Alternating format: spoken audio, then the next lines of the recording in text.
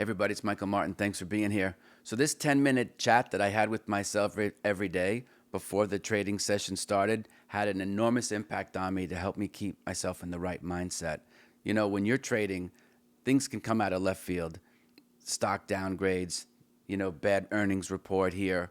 The acts of some sector takes the whole sector down. Then there's the economy in general. You just never know what is going to come across the headlines that could affect your stocks. And it became clear to me, because I was trading stocks and futures, that there were things that were outside of my control.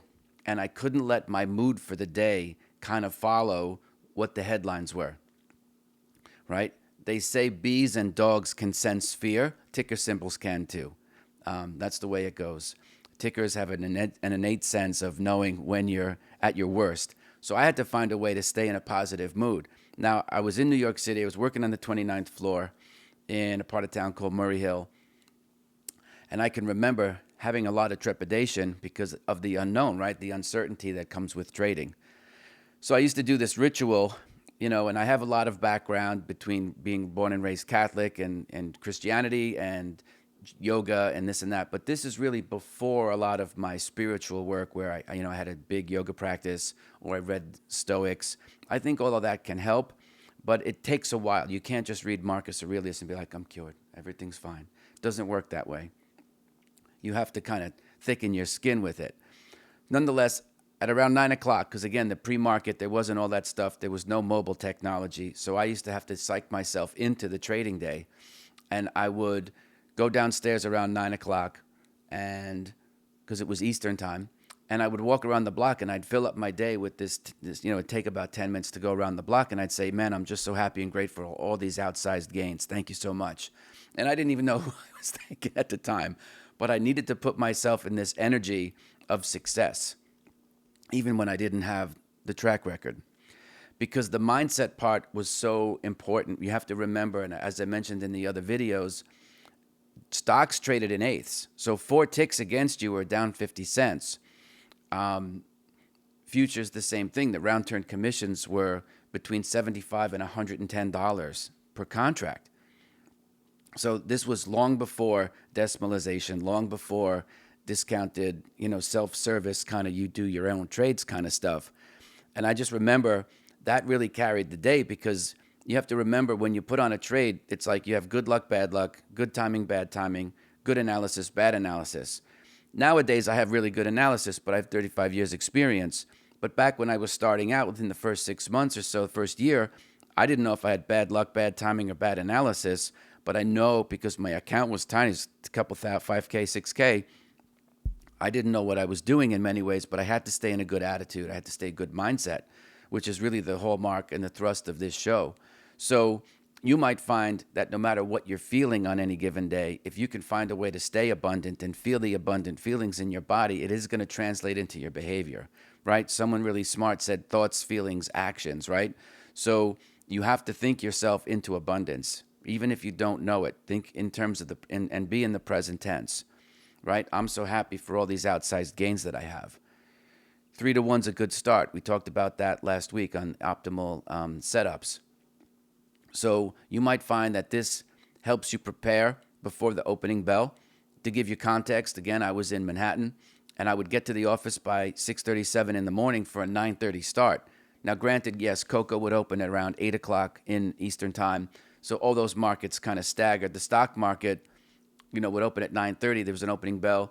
If you were trading size, which I wasn't at the beginning, you could probably call a market maker and do some trades through like what we called Instinet, the fourth market.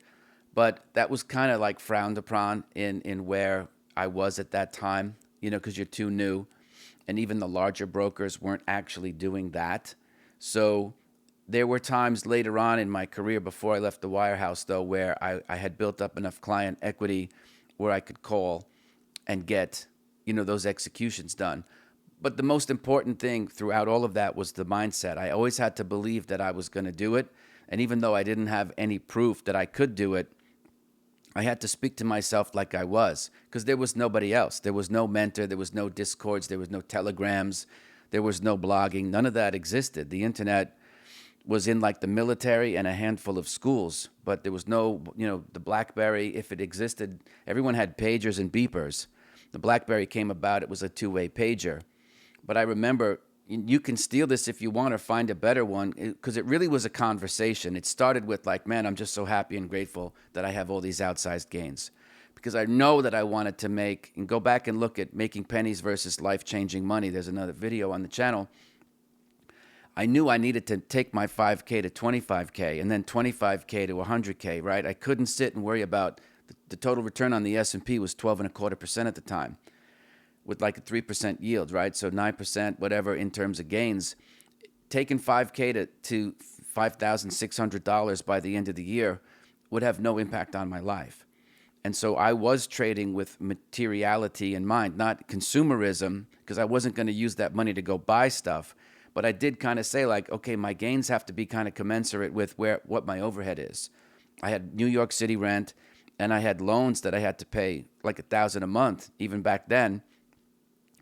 Plus, I had come from blue collar despair, where I was waiting tables and caddying golf bags at Quaker Ridge and Wingfoot, and I was a hustler. I was making between $1,000 and $1,400 cash a week in those days, and that's going back to the '80s. The '80s. So I needed my my white collar work to be commensurate with that. So I always started the conversation as I would walk around the block, dodging people, because in New York, there's always someone in your way, right? There's just so many people. Hey, I'm just so happy and grateful that I have all these outsized gains that keep coming to me day after day after day. I'm very grateful. And with that, I'll just leave you with this, that I would also celebrate my protective stops, because in order to make money, you have to keep your losses small. So I didn't say like, if I made money, it was a good day. If I lost money, it was a bad day. It was always a good day, because it was always within the parameters with which I was willing to lose the money, right? The idea of with your losses is that it's systematic attrition of small bits of capital for when you show up eventually, or when the trades show up for you to have your 3-to-1, your 5-to-1 trades, right? Anyway, you like this video? There's a lot more over here. Check out this playlist.